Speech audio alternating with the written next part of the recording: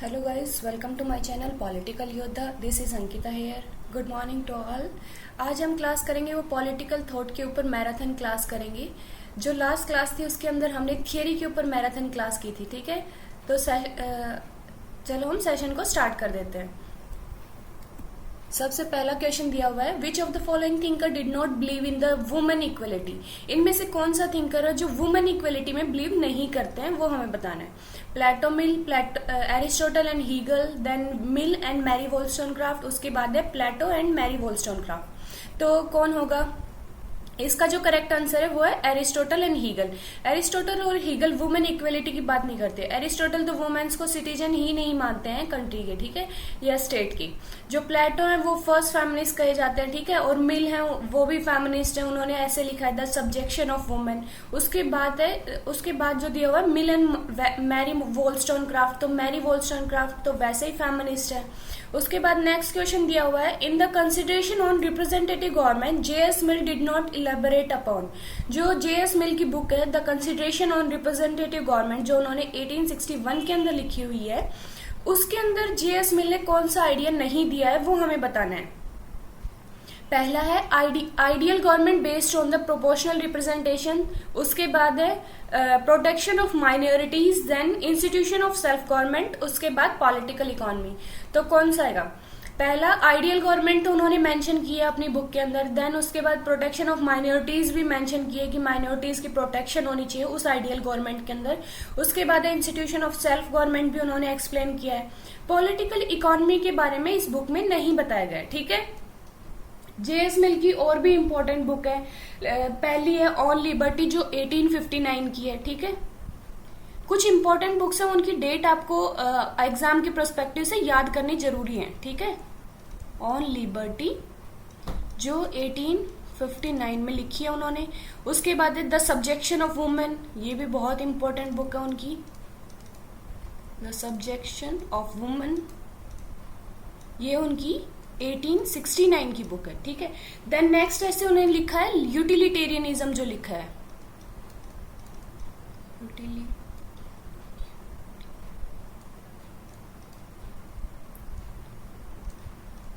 Spelling mistake हो गई। Utilitarianism उनका ऐसे है, वो 1863 का है, ठीक है।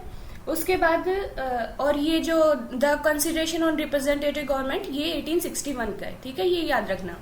उसके बाद है Aristotle's ideal state is always Plato second best, who said this.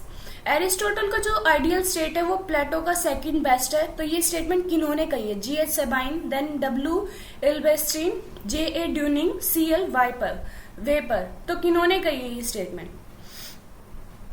जो ये स्टेटमेंट कही है ये G.H. सेबाइन की है। उन्होंने ऐसा क्यों कहा है? क्योंकि जो प्लेटो थे वो आइडियलिस्टिक थे, मैं आइडियलिस्ट थे, ठीक है। और जो एरिस्टोटल थे वो रियलिस्ट थे, ठीक है। आइडियलिस्ट लाइक बहुत ज्यादा आइडियल होना, और रियलिस्टिक जो रियल में बात करता है, ठीक है, वो होता है। तो जो प्लेटो है वो बहुत आइडियल थे। उनकी बुक थी रिपब्लिक, द रिपब्लिक, जिनके अंदर उन्होंने जो आइडियल स्टेट है उसकी पिक्चर उन्होंने दी थी, ठीक है। और उसके बाद उन्होंने बुक लिखी थी द लॉज। उसके अंदर जो वो आइडियल स्टेट था उनका वो थोड़ा सा रियलिस्टिक हो गया था, ठीक है। तो वो सेकंड स्टेट उन्होंने दिया था, ठीक है। तो मतलब उस प्लेटो का सेकंड बेस्ट था। तो जो एरिस्टोटल का जो स्टेट है वो लॉज से सिमिलर है, रिपब्लिक के अंदर जो दिया गया है उसके जैसा सिमिलर नहीं है। तो इसलिए वो कहते हैं जो एरिस्टोटल का आइडियल स्टेट है वो प्लेटो का सेकंड बेस्ट है, ठीक है। नेक्स्ट आता है, according to Aristotle which of the following statement are correct. Aristotle के अकॉर्डिंग कौन सी स्टेटमेंट करेक्ट है ये हमें बताना है।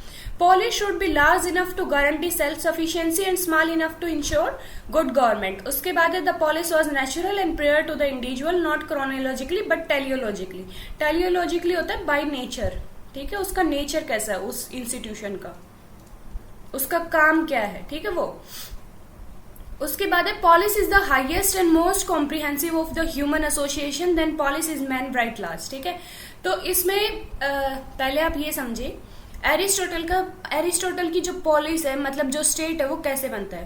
पहले वो कहता है इंडिविजुअल हैं जिनके आपस में रिलेशनशिप होते हैं, लाइक फादर मदर, जो हस्बैंड वाइफ, डॉटर फादर, इन सब का रिलेशन। ठीक है, आपस में रिलेशन होता है, रिलेशंस, फिर उसकी वजह से फैमिली बनती है। फैमिली का कॉम्बिनेशन विलेज की फॉर्मेशन करता है एंड विलेज की कॉम्बिनेशन से पॉलिस बनती है। पॉलिस वो स्टेट को कहते हैं। ठीक है, तो जो पहली स्टेटमेंट दी हुई है वो है polis should be large enough to guarantee self sufficiency. वो कहते हैं कि पॉलिस की इतनी बड़ी होनी चाहिए कि सेल्फ सफिशिएंसी हो उसके अंदर, और इतनी छोटी होनी चाहिए कि वो गुड गवर्नमेंट को इंश्योर करे। ठीक है, उसके बाद नेक्स्ट आता है the polis was natural and prior to individual. Polis natural और प्रियर है इंडिविजुअल से, क्रोनोलॉजिकली नहीं बल्कि टेलियोलॉजिकली। क्रोनोलॉजिकली होता है कि टाइम के अकॉर्डिंग तो नहीं है, क्योंकि टाइम में सबसे पहले इंडिविजुअल है, फिर फैमिली है, फिर विलेज है। ठीक है, पॉलिस सबसे बाद में बनी है, बट टेलियोलॉजिकली ऊपर है, नेचर से ऊपर है। ठीक है, वो उनका मानना ऐसा है। उसके बाद polis is the highest and most comprehensive of human association. Polis highest और कॉम्प्रिहेंसिव एसोसिएशन है। ठीक है, वो ऐसा कहते हैं। उसके बाद है पॉलिस इज राइट लार्ज। ये बिल्कुल गलत है। ये स्टेटमेंट जो है ये एरिस्टोटल की नहीं है, ये प्लेटो की स्टेटमेंट है। वो कहते हैं कि जस्टिस इंडिविजुअल बेस पे होता है, प्लेटो कहते हैं। उसके बाद है स्टेट पे होता है। जो इंडिविजुअल बेस पे जस्ट होता है उसे ही उन्होंने स्टेट पे अप्लाई किया। तो वो कहते हैं polis is man writ large, कि मैन का जो जस्टिस है जो इंडिविजुअल बेस पे है वही स्टेट बेस पे, मतलब मैन का रिफ्लेक्शन वहां पे स्टेट पे हो रहा है, पॉलिस पे हो रहा है। तो ये प्लेटो की स्टेटमेंट है, एरिस्टोटल की नहीं है। ठीक है, तो हमारी क्या स्टेटमेंट बन गई, जो ABC है बिल्कुल करेक्ट है, तो हमें करेक्ट बताना था, ABC बिल्कुल सही है। Marks theory of alienation include, marks की जो थ्योरी है एलियनेशन की, तो उसके अंदर क्या क्या आते हैं, एलियनेशन फ्रॉम प्रोडक्ट से एलियनेशन, उसके बाद है एलियनेशन फ्रॉम प्रोसेस से, उसके बाद है alienation from species, then alienation from nature. तो जो मार्क्स हैं वो अपनी the philosophical manuscript, the economic and philosophical manuscript of 1844 जो 1932 में पब्लिश हुई थी, उसके अंदर बताते हैं एलियनेशन की थ्योरी। वो कहते हैं कि कैपिटलिस्टिक सिस्टम है, उसने मैन को एलियनेट कर दिया है हर चीज से। ठीक है, और सारी पूंजी है वो पूंजीवादी लोगों के पास है। तो वो कहते हैं मैन किस चीज, वर्कर या मैन किस चीज से एलियनेटेड है, वो कहते हैं प्रोडक्ट, जो प्रोडक्ट बन रहा है उससे एलियनेटेड है। उसके बाद जो प्रोसेस ऑफ प्रोडक्शन है उससे भी एलियनेटेड है मैन। उसके बाद है एलियनेशन फ्रॉम स्पीसीज, जो स्पीसीज है उनसे भी एलियनेटेड है, और जो नेचर है उनसे भी एलियनेटेड है। बल्कि मैन को जो खुद दूसरा वर्कर है उससे भी एलियनेट कर दिया है। ठीक है, ह्यूमैनिटी से एलियनेट कर दिया है, उनकी थ्योरी ये कहती है। तो ये सारे जो है एलियनेशन की थ्योरी में दिए हुए हैं। तो करेक्ट ऑप्शन हमारा क्या हो जाएगा, A, B, C, and D। ठीक है, उसके बाद नेक्स्ट आता है who among the following regarded state as necessary evil. State को नेसेसरी इविल इनमें से कौन मानते हैं, Jeremy Bentham, then Thomas Paine, James Mill, J.S. Mill. तो इसका करेक्ट आंसर हो जाएगा जो थॉमस पेन है वो स्टेट को नेसेसरी इविल मानते हैं। ठीक है, उसके बाद नेक्स्ट है arrange the following work of Karl Marx in ascending order. Ascending होता है पहले, सबसे पहले कौन सा है, देन कौन सा ये बताना है। तो जो पहला दिया हुआ है दास कैपिटल, जिसे हम द कैपिटल भी बोलते हैं। उसके बाद है the Communist Manifesto, then the critique of Gotha programmes, उसके बाद है the philosophical and economic and philosophical manuscript. ठीक है, तो जो दास कैपिटल है वो 1867 का वर्क है उनका, 1867 का है। ठीक है, द कम्युनिस्ट मैनिफेस्टो 1848 का वर्क है उनका। उसके बाद जो the critique of Gotha programme है वो 1875 का है, और जो the economic and philosophical manuscript जो पब्लिश हुई थी वो 1932 के अंदर पब्लिश हुई थी। ठीक है, तो हमारी क्रोनोलॉजी क्या बनेगी, वैसे ये लिखी 1844 में थी बट पब्लिश 1932 में हुई थी। ठीक है, तो क्रोनोलॉजी होगी सबसे पहले B, then A, C, D, B, A, C, D। Okay, C option हमारा बिल्कुल सही है। ठीक है, इसका नेक्स्ट चले नेक्स्ट आता है which of the following are correct regarding the adoption of inductive method. Inductive method के बारे में कौन बात करते हैं, इंडक्टिव मेथड किन्होंने यूज किया है, ठीक है, वो बताना है। Plato, Machiavelli, Thomas Aquinas, then Thomas Hobbes.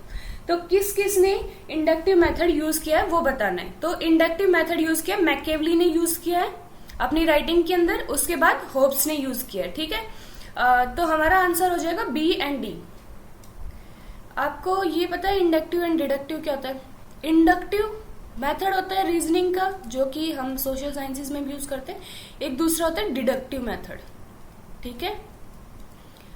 Inductive method जो होता है वो बॉटम टू अप अप्रोच है, बॉटम से हमें अप जाना है, ठीक है। मतलब कि पार्टिकुलर टू जनरलाइज करना है, पार्टिकुलर टू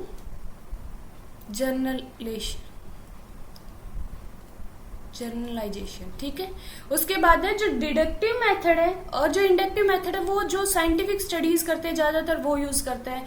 तो मैकेवली की और थॉमस होब की एक साइंटिफिक स्टडी कही जाती है, तो उनकी राइटिंग्स में है, ठीक है। उसके बाद जो डिडक्टिव मेथड है वो टॉप टू डाउन अप्रोच है, ये उसका अपोजिट है, और ये जर्नल टू पार्टिकुलर जाता है,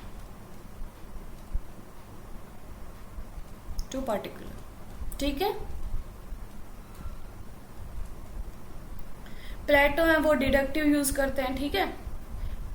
साथ में अगर पढ़ते जाओ ना तो पीछे याद रखना कि कौन से थिंकर कौन कौन सा यूज करते हैं, और कई बार क्वेश्चन आता है कि किस थिंकर का कौन सा मेथड है, ठीक है। आप उसके बाद ये वाले क्वेश्चन आपने किए होंगे असर्शन और रीजनिंग के। इसमें दो स्टेटमेंट दी होती है, एक असर्शन होती है, एक उसका रीजन दिया होता है। हमें ये बताना होता है कि वो रीजन करेक्ट है या असर्शन करेक्ट है, या फिर दोनों करेक्ट है। तो क्या जो रीजन है वो असर्शन का मतलब रीजन दे रहा है या नहीं दे रहा, ठीक है, ये हमें बताना होता है। पहला है according to Plato human soul consist of 3 element, reason, spirit and aptitude. उसके बाद है the state is individual writ last, ठीक है। तो अकॉर्डिंग टू प्लेटो ये बिल्कुल सही स्टेटमेंट है। ह्यूमन सोल के अंदर वो 3 एलिमेंट बताते हैं, एक रीजन, उसके बाद है स्पिरिट, देन एप्टीट्यूड। रीजन मतलब कि जो फिलोसफर जो किंग बनेगा, फिलोसफर किंग बनेगा, ठीक है, आप स्पेलिंग पूरी कर लेना।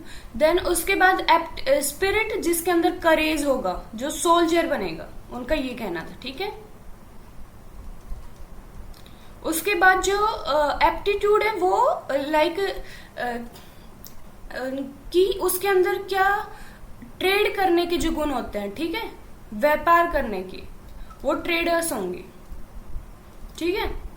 नेक्स्ट आता है तो हमारी जो सेकंड स्टेटमेंट दी हुई है the state is individual writ last, ये मैंने ऊपर एक्सप्लेन किया था, प्लेटो की स्टेटमेंट है। वो कहते हैं जो स्टेट लेवल पे जो जस्टिस है वही इंडिविजुअल लेवल पे जो जस्टिस है वो स्टेट लेवल से, मतलब जो स्टेट लेवल जो इंडिविजुअल लेवल का जो जस्टिस है वो ही स्टेट पे उन्होंने अप्लाई किया है, और इंडिविजुअल का रिफ्लेक्शन ही स्टेट पे दिखता है, ठीक है। तो ये उनकी थियरी ऑफ जस्टिस से दोनों स्टेटमेंट रिलेट है। जब दोनों स्टेटमेंट आपस में रिलेट करें, कॉन्ट्राडिक्टरी ना हो, ठीक है, और दोनों ट्रू हैं, तो करेक्ट आंसर हमारा होगा कि ए और बी, ए और आर दोनों ट्रू है, और आर एक्सप्लेनेशन है ए का, ठीक है। उसके बाद नेक्स्ट मूव करें। नेक्स्ट आता है which of the following pair are correctly match, इनमें से कौन सा पेयर करेक्टली मैच है वो हमें बताना है। जॉन रॉल्स इग्लिटेरियन, उसके बाद प्लेटो आइडियलिस्टिक, मैरी वॉलस्टोनक्राफ्ट कॉम्युनिस्ट है, देन ग्रेमेसी फेमिनिस्ट। तो प्लेटो जो जॉन रॉल इग्लिटेरियन है बिल्कुल ट्रू है, उसके बाद है प्लेटो आइडियलिस्टिक है, ये भी ट्रू है। मैरी वॉलस्टोनक्राफ्ट कॉम्युनिस्ट नहीं है, मैरी वॉलस्टोनक्राफ्ट फेमिनिस्ट है, और जो ग्रेमेसी है वो कॉम्युनिस्ट है, ठीक है। ये अपोजिट दे रखा है इन्होंने। तो हमारे करेक्ट इनमें से सही कौन कौन से थे, ए और बी सही हैं, जो ए ऑप्शन है वो बिल्कुल ट्रू है। Who said every state is known by the right that it maintains, कि इनमें से किन की स्टेटमेंट है कि स्टेट, जो भी स्टेट है वो उनके कितने राइट वो देता है, लोगों को कितने राइट्स वो मेंटेन करता है, उससे वो नोन होता है, ठीक है। पहला है लास्की, देन ग्रीन, हीगल, उसके बाद है बार्कर। तो किसकी स्टेटमेंट है ये? लास्की की स्टेटमेंट है। लास्की राइट्स को बहुत इंपॉर्टेंट मानते हैं। लास्की कहते हैं कि राइट कंडीशन है सोशल लाइफ की, जिसके द्वारा मैन अपने आप को इंडिविजुअल को डेवलप कर सकता है, और जब इंडिविजुअल डेवलप होगा तो सोसाइटी अपने आप डेवलप हो जाएगी। ठीक है, उसके बाद है which of the following two statement are correct regarding the Chinese policy of theory of palm and 5 fingers. इनमें से कौन सा करेक्ट है जो चाइना की पॉलिसी है पाम एंड द 5 फिंगर, उसके बारे में हमें बताना है। It includes Bhutan and Nepal, it include Arunachal Pradesh, Sikkim, Ladakh, it include Mizoram, Manipur, then Tripura और नागालैंड। तो हमें ये बताना है कि इसमें से कौन कौन सा करेक्ट है। जो उनकी थियरी है पाम एंड 5 फिंगर, वो माओ जेडोंग ने दी थी।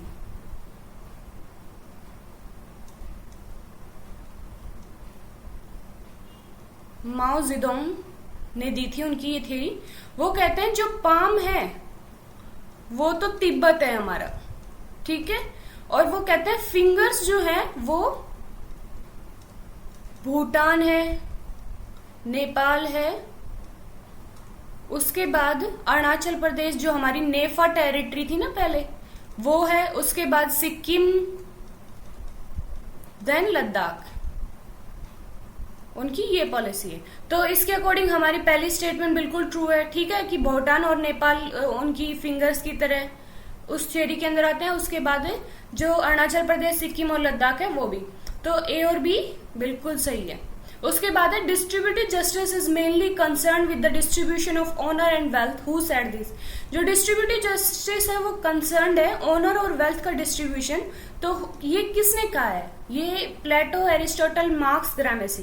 ये स्टेटमेंट है, ये एरिस्टोटल की स्टेटमेंट है। ठीक है, वो कहते हैं डिस्ट्रीब्यूटिव जस्टिस सबसे मतलब अच्छा जस्टिस है, उससे ना जो रिवॉल्यूशन है वो नहीं होते, उनका ये कहना है। ठीक है, क्योंकि जो ऑनर और वेल्थ है वो सभी में डिस्ट्रीब्यूटेड होगी, तो जो इक्वलिटी है वो सभी के अंदर आ जाएगी और डिफरेंस नहीं होगा। जो एरिस्टोटल है उनका मानना है कि किसी भी सबसे बड़ा कोई भी रिवॉल्यूशन का कारण वो इक्वलिटी होता है। इक्वलिटी का ना मिलना ही रिवॉल्यूशन का कारण होता है। जब वो कहते हैं कि अगर सभी को बराबर ऑनर और वेल्थ मिलेगी तो जो रिवॉल्यूशन है वो ही नहीं होगा। ठीक है, उसके बाद आता है the theory of form and allegory of caves is related to. ये किसकी थियरी है ये हमें बताना है। ये आपने पढ़ा होगा, ये प्लेटो की थियरी है। ठीक है, उनकी थियरी है कि केव के अंदर केव के अंदर इनसाइड द केव जो डार्कनेस है केव की,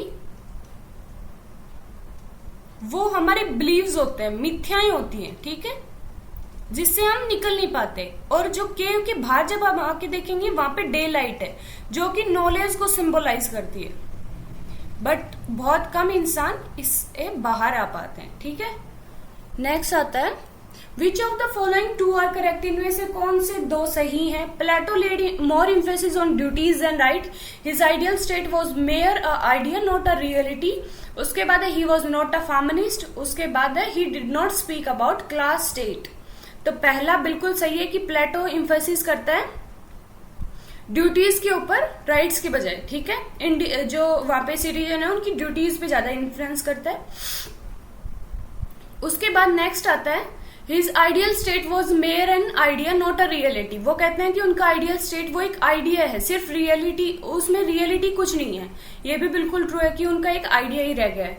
उसके बाद आता है वो कहते हैं आइडियल स्टेट के अंदर जो फिलोसफर किंग रूल करेगा, वो सब थियरी आपने पढ़ी होगी ना आइडियल स्टेट की। तो उनका आइडियल स्टेट सिर्फ एक आइडियल स्टेट ही बन के रह गया। उसके बाद है he was not a feminist. ये गलत है, उन्हें फर्स्ट फेमिनिस्ट कहा जाता है। उसके बाद है he did not speak about sorry he did speak about class state. तो ये भी गलत है, वो किसी क्लास के बारे में बात नहीं करते हैं। तो ए और बी हमारा बिल्कुल ट्रू है। फिर से आगे असर्शन और रीजनिंग का। इसमें असर्शन दी हुई है Aristotle was the first thinker to adopt inductive method but it was accidental. Aristotle वो फर्स्ट थिंकर है जो इंडक्टिव मेथड को अडॉप्ट करते हैं, बट वो एक एक्सीडेंटल था। उसके बाद in case of Machiavelli use of inductive method was intentional. ठीक है, तो ये बिल्कुल सही स्टेटमेंट है कि एरिस्टोटल का जो इंडक्टिव मेथड था वो एक्सीडेंटल था, उन्होंने अडॉप्ट किया था। देन मैकेवली का जो इंडक्टिव मेथड था वो इंटेंशनली, उन्होंने इंटेंशन से ही यूज किया था, उन्हें पता था हम वो क्या यूज कर रहे हैं। ठीक है, तो दोनों स्टेटमेंट दो डिफरेंट पर्सन्स के बारे में, तो आपस में रिलेट तो कर नहीं रही, पर दोनों स्टेटमेंट ट्रू है, तो बी ऑप्शन हमारा हो जाएगा कि उसका रीजन नहीं देता बट दोनों ट्रू स्टेटमेंट है। Who is the writer of the book a great and terrible world, कि ये बुक किसने लिखी है, a great and terrible world, ठीक है। एंटोनियो ग्रामेसी, देन हैना अरेंट, उसके बाद हीगल, जॉन रॉल्स। तो ये बुक है, ये एंटोनियो ग्रामेसी की है, ये एक बायोग्राफी की तरह है उनकी, ठीक है। ये और जो एंटोनियो ग्रामेसी थे वो कम्युनिस्ट थे और इटालियन जो कम्युनिस्ट पार्टी थी उसके मेंबर भी थे, ठीक है। मेकिंग नेक्स्ट क्वेश्चन है हमारा, making someone better without making other worse is associated with which one of the following, कि किसी को बेटर बनाना दूसरों को बिना वर्स किए, दूसरों को बिना नुकसान किए, ठीक है। तो ये किससे एसोसिएटेड है, Pareto's principle of optimality, then Jones principle of entitlement, then principle of power, Foucault का जो है, उसके बाद है Rawls theory of distributive justice, ठीक है। तो ये पैरेटो का प्रिंसिपल है, जो पैरेटो का प्रिंसिपल ऑफ ऑप्टिमिलिटी है, ठीक है। थोड़ा नाम से भी एसोसिएट कर पाओगे आप कि ऑप्टिमल ले जाने की बात कर रहा है वो, ठीक है। नेक्स्ट आता है, dialectical method was use for the first time in the writings of the following thinker. Dialectic method first time किसने अपनी राइटिंग्स में यूज किया था, सोक्रेट, प्लेटो, हीगल एंड मार्क्स। तो इसका करेक्ट है प्लेटो ने, ठीक है। वैसे सोक्रेट ने दिया था डायलैक्टिकल मेथड, वो उसके फादर हैं, मतलब प्लेटो के फादर नहीं, डायलैक्टिकल मेथड के फादर हैं, ठीक है। बट प्लेटो ने अपनी राइटिंग में उन्हें यूज किया था। उसके बाद आता है, who said political work is the life blood of all economic work.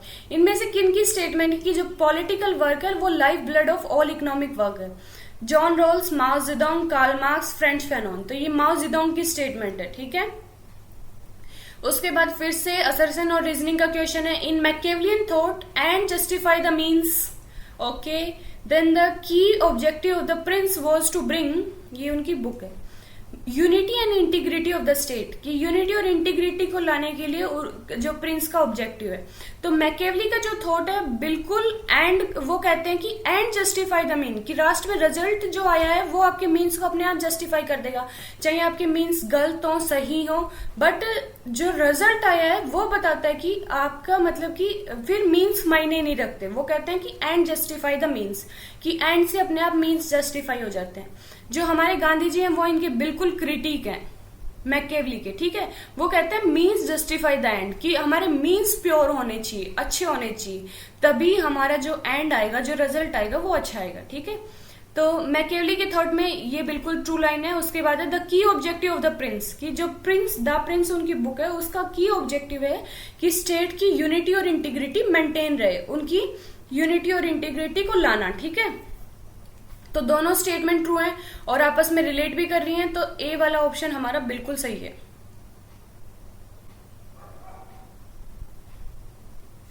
ठीक है।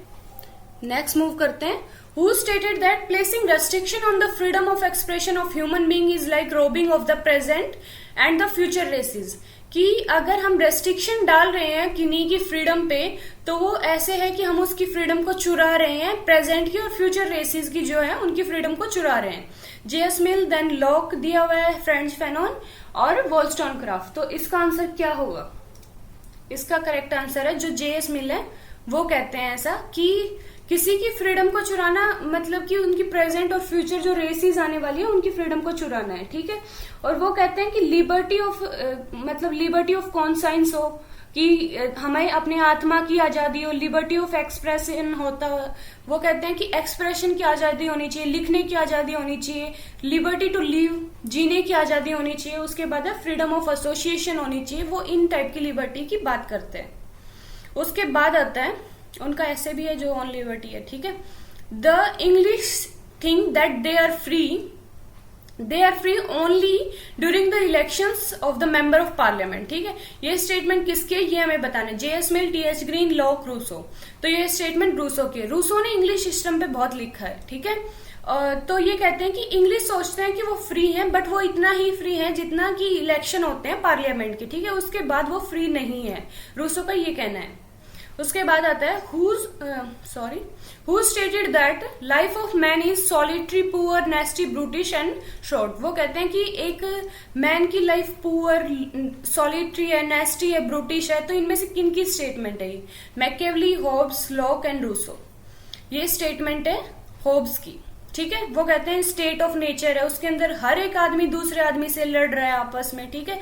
उसके बाद वो आपस में फैसला करते हैं और एक सॉवरन को अपनी मतलब एक सॉवरन को इलेक्ट करते हैं। उन्हें अपनी जो प्रोटेक्शन है और अपनी प्रॉपर्टी को प्रोटेक्ट करने का वो राइट देते हैं, ठीक है। साथ में उसको कुछ पे करते हैं उसके लिए, ठीक है। उसके बाद नेक्स्ट है the clash of civilization thesis. जो क्लैश ऑफ सिविलाइजेशन थीसिस है उसका मीनिंग क्या है ये हमें बताना है।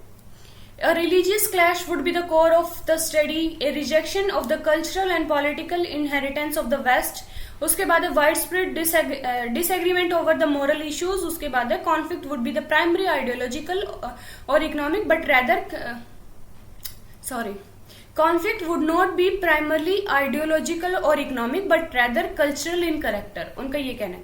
जो ये द क्लैश ऑफ सिविलाइजेशन है ये थीसिस एसपी हंटिंगटन की है, ठीक है। वैसे ये क्वेश्चन हमारा फॉरेन पॉलिसी का है, मैंने गलती से डाल दिया, इंटरनेशनल रिलेशन का है, ठीक है। तो एसपी हंटिंगटन, और ये जब कोल्ड वॉर था वो खत्म हुआ था उसके बाद उन्होंने ये थीसिस दी थी। वो कहते हैं कि अभी आने वाली कॉन्फ्लिक्ट है वो कोई आइडियोलॉजिकल और इकोनॉमिक नहीं होगी बल्कि कल्चरल कैरेक्टर में होगी, ठीक है। सिविलाइजेशंस का आपस में क्लैश होगा, उनका ये कहना था। तो ये डी वाला ऑप्शन बिल्कुल ट्रू है कि किसी टाइप की आइडियोलॉजिकल और इकोनॉमिक रेश नहीं होगी बल्कि कल्चरल कैरेक्टर में कॉन्फ्लिक्ट्स होंगी, ठीक है। उसके बाद है which of the following are the features of Plato's theory of education. जो प्लेटो की थ्योरी ऑफ एजुकेशन है उसके फीचर कौन कौन से हैं वो हमें बताना है।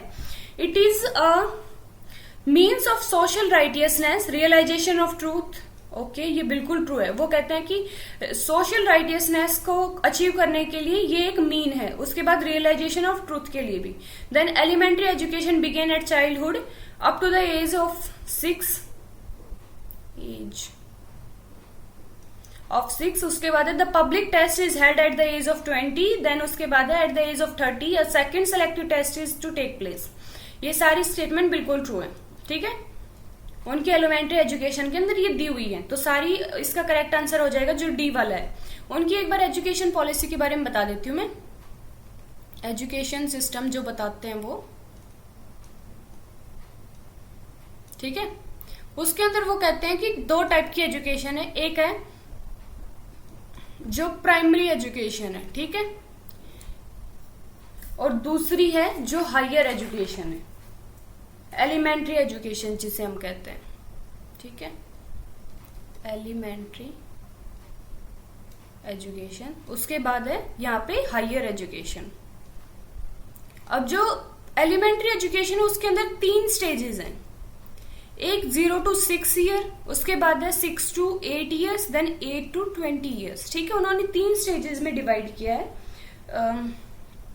वो कहते हैं कि जब 20 ईयर्स का हो जाएगा फिर उसके बाद मतलब ये कॉमनली बॉयज और गर्ल्स दोनों को दी जाएगी, ठीक है, जो एलिमेंट्री एजुकेशन है। उसके बाद टेस्ट किया जाएगा एक टेस्ट होगा, और जो इसे क्लियर कर रहे हैं वो आगे हायर एजुकेशन के लिए जाएंगे। अब हायर एजुकेशन भी 20 से लेके 35 साल के लिए है। उसमें भी 2 स्टेजेस है, एक 20 से 30 साल की, उसके बाद है एक 30 से 35 साल की। वो कहता है कि जब सारी स्टेजेस कंप्लीट हो जाएंगी, जो 35 साल का जो इंसान सारी एजुकेशन कंप्लीट करेगा वो फिलोसफर किंग होगा, ठीक है। और फिलोसफर किंग अपनी उम्र के 35 से 50 वर्ष तक राज करेगा और 50 वर्ष की आयु में फिर वो रिटायर हो जाएगा। उनका ये कहना था। नेक्स्ट आता है थॉमस होब constructed his political theory on the basis of postulate derived from. जो थॉमस होब है उन्होंने अपनी थियरी है वो किससे डिराइव की है, किन बेसिक पोस्टुलेट से डिराइव किया है? Principle of natural sciences, then social sciences, then theology, उसके बाद है मेटाफिजिक्स। तो प्रिंसिपल ऑफ नेचुरल साइंसेज से उन्होंने अपनी जो थियरी है, जो फिलोसफी है, पॉलिटिकल फिलोसफी, वो डिराइव की है, ठीक है, होब्स ने। उसके बाद है Rousseau's general will means, Rousseau की जो जनरल विल है उसका मतलब क्या है? Actual will, sum of total will, majority will, then real will. तो जो रूसो की जनरल विल है वो रियल विल है। गलती से भी मेजोरिटी विल मत कर देना। रूसो खुद रिजेक्ट करते हैं कि जो जनरल विल है वो मेजोरिटी विल नहीं है। उनका कहना है कि जनरल विल एक खुद पॉलिटिकल ऑर्गेनिज्म की तरह है जिसकी एक अपनी लाइफ है, ठीक है, और वो एक एडिशनल विल की तरह है जिसके अंदर गुडनेस है, वर्च्यू है, विजडम है, ठीक है, उनका ये मानना है। जनरल विल मेजोरिटी विल बिल्कुल नहीं है, गलती से भी बिल्कुल मत कर देना। Who among the following sought to establish the non-utilitarian proportion that some pleasures are of higher quality than of the other? Priestley, then Hutchinson, उसके बाद है जे बेंथम, देन उसके बाद है जे.एस. मिल। तो ये बिल्कुल जे.एस. मिल का है। जो बेंथम ने यूटिलिटेरियनिज्म दिया था उसको थोड़ा आगे बढ़ा के जे.एस. मिल कहते हैं कि प्लेजर के भी दो मतलब लेवल होते हैं, एक हायर क्वालिटी का होता है, एक लोअर क्वालिटी का होता है, ठीक है। नेक्स्ट आता है who among the following describe the modern democracies as polyarchy. Modern democracies को पॉलीआर्की किसने कहा है? David Easton, Robert Dahl, J Bentham, J S. Mill. तो इसका करेक्ट होगा जो रॉबर्ट डहेल है उन्होंने कहा। ये क्वेश्चन मैं बहुत बार करवा चुकी हूँ, थियोरी के अंदर मैंने इतनी बार बता दिया है। रॉबर्ट डहेल है वो प्लूरलिस्टिक थियोरी से एसोसिएटेड है, ठीक है, अभी मैं दोबारा नहीं बताऊंगी। Arrange the following writings of Lenin in the order in which they appeared. जो लेनिन की राइटिंग है वो हमें अरेंज करनी है। पहला दिया हुआ है materialism and empirio criticism, then socialism and war, उसके बाद है the what is to be done, उसके बाद है the development of capitalism in Russia. तो जो मटेरियलिज्म एंड इंपीरियो क्रिटिसिज्म है ये उनका 1909 की राइटिंग है, ठीक है। उसके बाद सोशलिज्म एंड वॉर जो है वो 1915 की राइटिंग है उनकी। What is to be done जो है वो 1902 की है, और जो the development of capitalism in Russia है ये 1899 की राइटिंग है, ठीक है। तो हमारा ऑप्शन क्या बन जाएगा? DCAB, ये बी ऑप्शन में दिया हुआ है, ठीक है। John Rawls concept of veil of ignorance does not imply. जो जॉन रोल्स का कॉन्सेप्ट है वेल ऑफ इग्नोरेंस की, एक पर्दा पड़ा हुआ है इग्नोरेंस का हमारे ऊपर, तो उसमें कौन कौन सी चीज इंक्लूड नहीं है वो हमें बताना है। No one knows his place in society, बिल्कुल सही है। उन्होंने कहा है कि किसी को अपनी जगह नहीं पता, वो इग्नोरेंस के पीछे है। No one knows his class position और द सोशल स्टेटस, बिल्कुल ट्रू है। उसके बाद है no one knows his fortune in the distribution of natural asset, ये भी बिल्कुल ट्रू है, किसी को अपनी फॉर्चून नहीं पता। Party know their conception of good, ये गलत है कि पार्टी इसको कैसे पता हो सकता है, पार्टी खुद वेल ऑफ इग्नोरेंस के पीछे है, तो उन्हें अपने गुड के बारे में या अपने बैड के बारे में कैसे पता होगा। अगला क्वेश्चन है जो असेसन और रीजनिंग का है। Carlyle called Bentham's utilitarian doctrine as a pig philosophy, और उसके बाद है to him happiness is much more than pleasure. जो थॉमस कार्ले थे उन्होंने बेंथम की जो यूटिलिटेरियन प्रिंसिपल उसे पिग फिलोसफी का, ये बिल्कुल सही बात है। उन्होंने बेंथम की फिलोसफी को, यूटिलिटेरियनिज्म को पिग फिलोसफी इसलिए कहा है, वो कहते हैं कि इससे ना एक इंडिविजुअल पिग की तरह हो जाता है, एक सुअर की तरह हो जाता है, ठीक है। और वो साथ में उसका एक्सप्लेनेशन क्या करते हैं कि उसके लिए हैप्पीनेस मैटर करती है, प्लेजर की इंडिविजुअल के लिए हैप्पीनेस ज्यादा मैटर करती है, प्लेजर मेंटेन नहीं करता। तो दोनों स्टेटमेंट ट्रू है और आपस में रिलेट कर रही है, ठीक है। अगर आपको पता भी ना हो कि इस राइटर ने ये कहा है, अगर मतलब कि मान के चलो कि आपको बिल्कुल ही आइडिया नहीं है और दोनों मतलब, फिर आप क्वेश्चन को पढ़ा करो, उसके बाद देखा करो कि आपस में रिलेट कर रही है, फिर यही ऑप्शन आएगा कि ए और आर ट्रू है और आर एक्सप्लेनेशन। अगर नहीं पता तो उसका सॉल्यूशन है, अदरवाइज पता है और उसके अकॉर्डिंग करना कि कौन सी स्टेटमेंट गलत है सही है, फिर आप देख लेना। अगर नहीं पता उसके लिए बताया मैंने। Which of the following feature of Hegel's theory of state are correct. जो हीगल की थियरी ऑफ स्टेट है उसके लिए करेक्ट है। जो हीगल का स्टेट है वो एक सबसे सुप्रीम है, सॉवरन है, उससे ऊपर कुछ भी नहीं है, हीगल का ये कहना है, ठीक है। स्टेट इज सुपर ऑर्गेनिज्म, ये ट्रू है। उसके बाद it is like a March of the God on the earth, ये कहते हैं कि ये एक गॉड का मार्च है अर्थ के ऊपर, ठीक है, ये भी बिल्कुल सही है। कई बार ये स्टेटमेंट भी आ जाती है, किसकी स्टेटमेंट है, the March of God on the earth, ठीक है, स्टेट, तो ये हीगल की स्टेटमेंट है। उसके बाद है it is an end in itself, ये भी बिल्कुल ट्रू है। उसके बाद है it is unchecked by the moral laws for it itself is the creator of morality, ये भी बिल्कुल ट्रू है। वो कहते हैं कि उसके ऊपर कोई मॉरल लॉ नहीं है, वो खुद मॉरलिटी का क्रिएटर है। तो सारी स्टेटमेंट ट्रू है, तो डी ऑप्शन हमारा बिल्कुल सही है। उसके बाद which of the following statement on Gramsci are correct, Antonio Gramsci के ऊपर कुछ स्टेटमेंट दी हुई है, कौन सी करेक्ट है ये हमें बताना है। The state can not be understood without thorough understanding of the civil society, बिल्कुल सही। उन्होंने कहा है कि सिविल सोसाइटी के अंदर आता है इंस्टीट्यूशन लाइक फैमिली, चर्च और जो भी और लोकल इंस्टीट्यूशन है उनकी अंडरस्टैंडिंग, ठीक है। तो वो कहते हैं कि एक स्टेट को अंडरस्टैंड हम तभी कर सकते हैं जब हम सिविल सोसाइटीज को अंडरस्टैंड कर सकें। उसके बाद है civil society is not assemble of organism commonly called private, ठीक है, ये स्टेटमेंट गलत है। वो उनका कहना है कि जो सिविल सोसाइटी है वो प्राइवेट यूज के लिए ही, और जो ऑर्गन है वहां पे जो इंडिविजुअल है वो यूज करते हैं, ठीक है। और जो सिविल सोसाइटी है वो एक हेजीमनी, जो आइडियोलॉजिकल हेजीमनी क्रिएट करने का काम करती है, ठीक है। तो ये गलत है। सिविल सोसाइटी को वो एक प्राइवेट मानते हैं, ऐसा नहीं है कि वो नहीं मानते, ठीक है। तो नोट यहाँ पे नहीं होता तो वो स्टेटमेंट ट्रू होती। It is the civil society that struggles for the hegemony take place, बिल्कुल सही है। हेजीमनी का स्ट्रगल वहां पे ही चलता है। उसके बाद he derive the term civil society and political society from Hegel, ये भी बिल्कुल सही है। तो हमारा बन जाएगा ए, सी एंड डी, तो ये सी ऑप्शन हमारा बिल्कुल सही है। नेक्स्ट आता है which of the following about the Marx dialectical materialism are correct. Marx का जो डायलैक्टिकल मटेरियलिज्म है उसके बारे में कौन कौन सी स्टेटमेंट ट्रू है ये हमें बताना है। All the mass phenomenas of the history are determined by the economic condition, बिल्कुल सही है।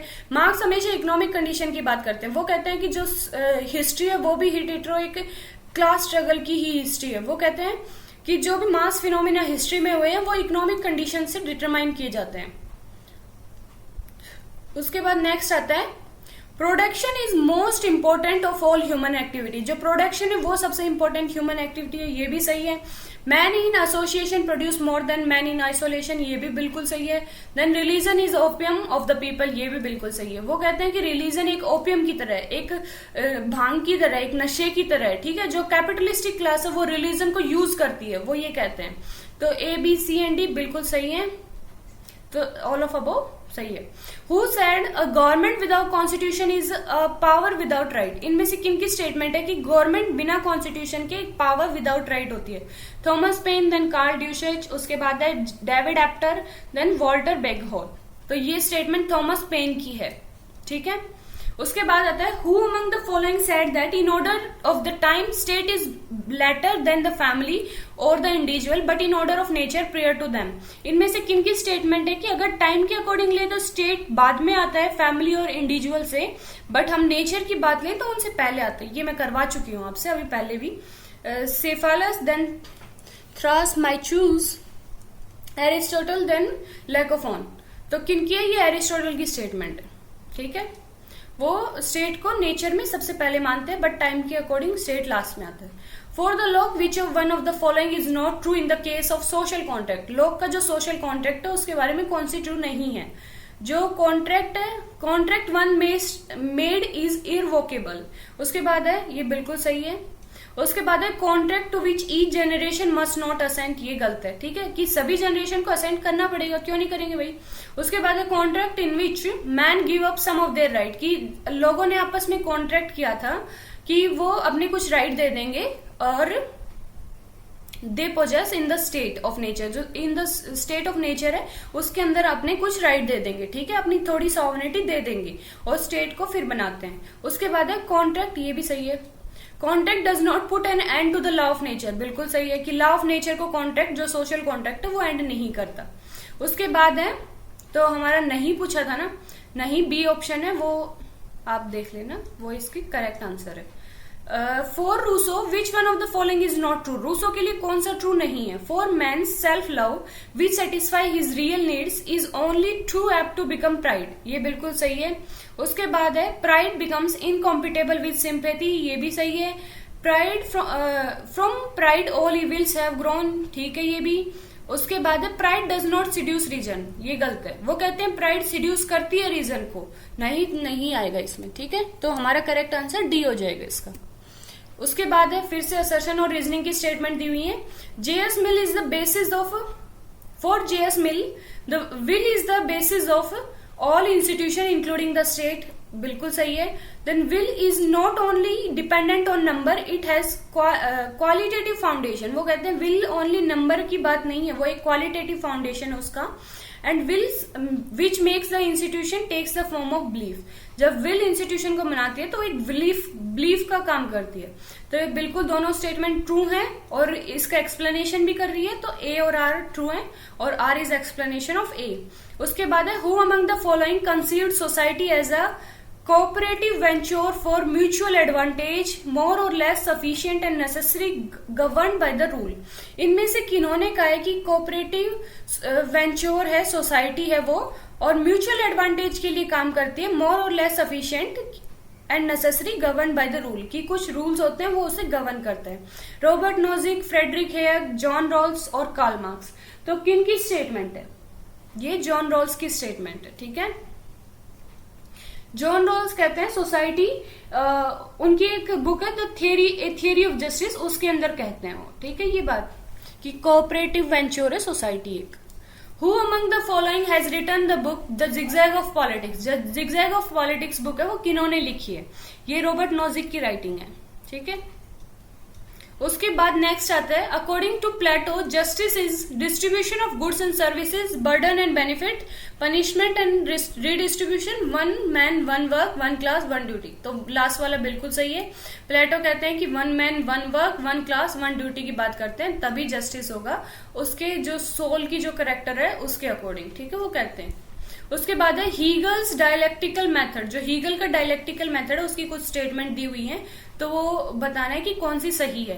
To build a science of politics, then to accept enlightenment philosophical method, to assert that the method of natural sciences and those of the social sciences were identical. उसके बाद to solve the problem of contradiction. तो last वाला बिल्कुल सही है.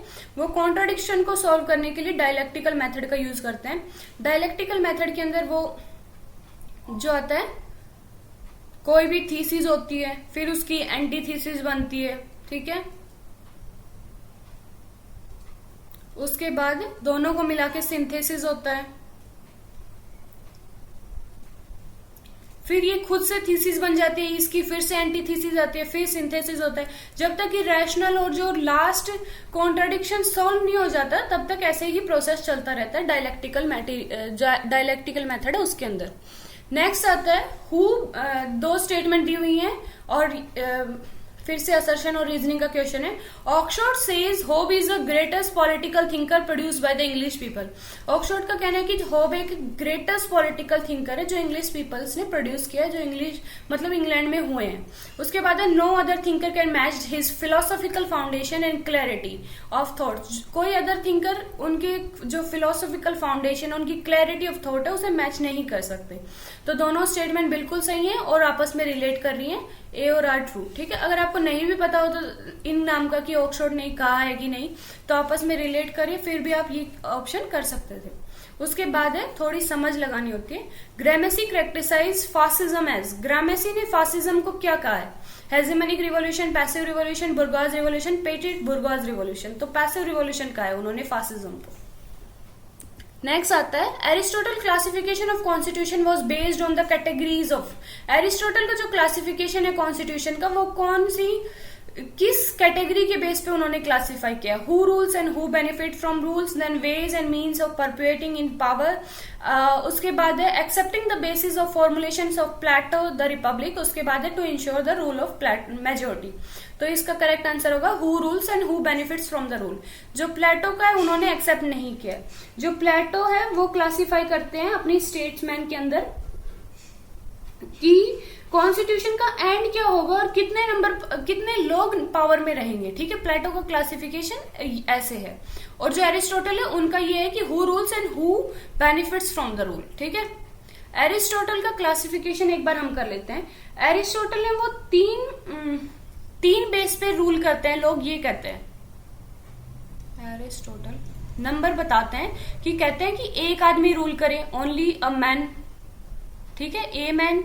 उसके बाद दूसरा कहते हैं कि फ्यू रूल करें, और यहां पे कहते हैं मैनी रूल करें. ठीक है, और एरिस्टोटल के बारे में एक और बात है कि उन्होंने 158 कॉन्स्टिट्यूशंस की स्टडी की थी, ठीक है। ये भी माइंड में रखना कि कई बार आता है कि उन्होंने कितने कॉन्स्टिट्यूशन पढ़े थे। वो कहते हैं जब एक मैन रूल करेगा तो मोनार्की सबसे बेस्ट फॉर्म है, ठीक है। देन फ्यू रूल करेंगे उसके लिए एरिस्टोक्रेसी, और जब मैनी रूल करेंगे उसके लिए पॉलिटी सबसे बेस्ट फॉर्म है, ठीक है। मोनार्की को हिंदी में बोलते हैं जो राजतंत्र होता है, एक सेकेंड, राजतंत्र, ठीक है। उसके बाद यहां पे उन्होंने बताया है जो एरिस्टोक्रेसी है, और एरिस्टोक्रेसी को वो कहते हैं कुलीन तंत्र, ठीक है। उसके बाद मैनी का उन्होंने बताया पॉलिटी, और पॉलिटी है संयंत्र प्रजातंत्र, संयंत्र प्रजातंत्र, ठीक है। वो कहते हैं जब ये इंडिविजुअल के मतलब कि खुद के इंटरेस्ट के लिए काम ना करके सोसाइटी के लिए काम करेंगे तो ये फॉर्म बेस्ट है। जब यही लोग अपने यूज के लिए जो डिफ्रेक्टिव फॉर्म है, जो परवर्टेड फॉर्म है, उसको बताते हैं, जब ये अपने इंटरेस्ट के लिए काम करने लग जाते हैं तो जो मोनार्की है वो टायरनी में चेंज हो जाती है। तो टायरनी मोनार्की की बैड फॉर्म है, उनका ये कहना था, टायरनी, ठीक है, जिसे अधिनायक तंत्र बोलते हैं, तंत्र, ठीक है। उसके बाद है ये एरिस्टोक्रेसी, ये ओलिगार्की में चेंज हो जाती है, और जिसे हम गुट तंत्र बोलते हैं, ठीक है। उसके बाद जो पॉलिटी है वो डेमोक्रेसी में चेंज हो जाती है, और जिसे हम लोकतंत्र बोलते हैं, प्रजातंत्र बोलते हैं, ठीक है। जो कि एरिस्टोटल बहुत ही ऐसा मानते हैं कि एरिस्टोटल की लोकतंत्र बहुत खराब चीज है, वो एक मूर्खों का राज है, ठीक है। एरिस्टोटल डेमोक्रेसी को बिल्कुल सपोर्ट नहीं करते हैं, वो पॉलिटी को सपोर्ट करते हैं, ठीक है। वो उसके खिलाफ में है डेमोक्रेसी के। तो ये आपको समझ आ गया classification. Which of the following thinker reject Aristotle completely, इसमें से कौन से राइटर ने एरिस्टोटल को कंप्लीटली रिजेक्ट किया है? तो मैकेवली, होब्स, लोक एंड रूसो। तो जो होब्स है उन्होंने बिल्कुल रिजेक्ट किया है एरिस्टोटल को। उसके बाद है who described Rousseau as a totalitarian democrat, Rousseau को टोटलिटेरियन डेमोक्रेट इनमें से किन्होंने कहा है? तो कार्ल पॉपर, कार्ल फ्रेडरिच हेनार्ड एंड जैकब टेलमैन। तो जैकब टेलमैन ने रूसो को एक टोटलिटेरियन डेमोक्रेट कहा है, ठीक है। अब हमारी क्लास, ये वाली क्लास एंड होती है। जो नेक्स्ट 50 क्वेश्चन है मैं नेक्स्ट क्लास में डालूंगी, और मैं एक सेशन लेके आ रही हूँ जो बहुत इंपॉर्टेंट है, उसे मिस मत करना, जिसके अंदर कौन से राइटर के कौन से इंपॉर्टेंट थॉट हैं या कौन सी थियरी उन्होंने दी है, कौन से कॉन्सेप्ट उन्होंने दिए हैं। जो हमारे पॉलिटिकल थॉट की यूनिट जो सेकंड दी हुई है उसके अंदर जितने भी राइटर है मैं सबका कवर करवाऊंगी, ठीक है, एक क्लास में। वो क्लास आप बहुत मतलब अच्छे से देखना, उसमें आपका कंप्लीट रिवीजन हो जाएगा और बहुत हेल्प मिलेगी, क्योंकि लास्ट टाइम पे हम सब कुछ नहीं पढ़ सकते, बुक को उठा के नहीं पढ़ सकते, तो उससे हमें हेल्प मिलेगी। अभी हम क्लास को एंड करते हैं। इसका पीडीएफ मैं हमारे जो टेलीग्राम चैनल है पॉलिटिकल योद्धा का, उस पर अपलोड कर दूंगी और लिंक में कमेंट बॉक्स में डाल दूंगी, आप चैनल को ज्वाइन कर लेना, ठीक है। अभी हम क्लास को एंड करते हैं। Thank you all, wish you a very happy day.